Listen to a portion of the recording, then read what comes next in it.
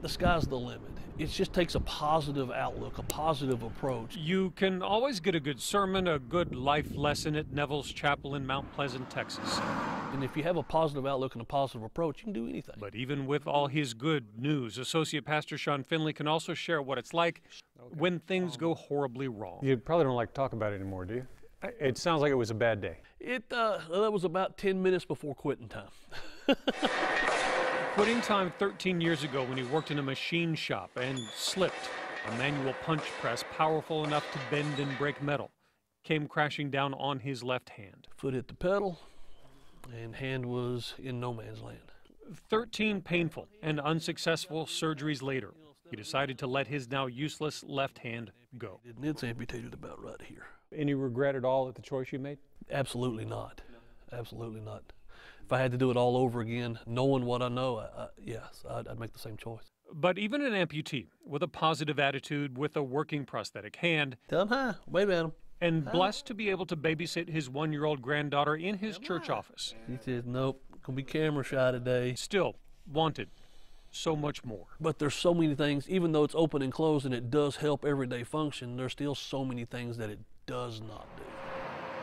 So for 3 months over and over again, he made the I-32-hour drive to Dallas, to UT Southwestern Medical Center, to meet hand surgeon Dr. Jonathan Chang. You know, the latest in a line of patients who have given us this enormous gift of participating. Which is where we get to the rest of the good news in this story.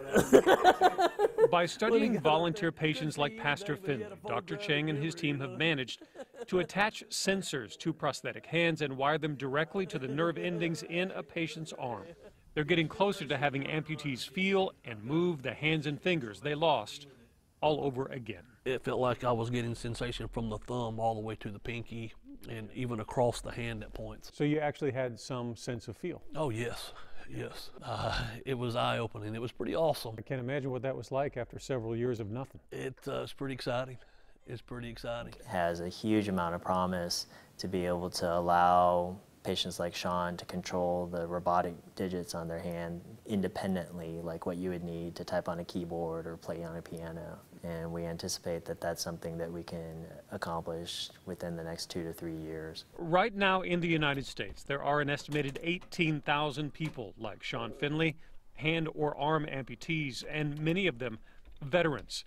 That's who Pastor Finley thinks about most. I'm a patriot. I'm a veteran, and we got a lot of soldier boys coming back damaged. If this could be the not an option but the standard, man, it's worth it. And so it's a complete restoration that we're after. I think we're really close. Close to a major scientific and technical breakthrough, thanks to the brilliant minds at UT Southwestern, and thanks to volunteers like an East Texas Baptist pastor. And just to know that I'm a part of something great is remarkable.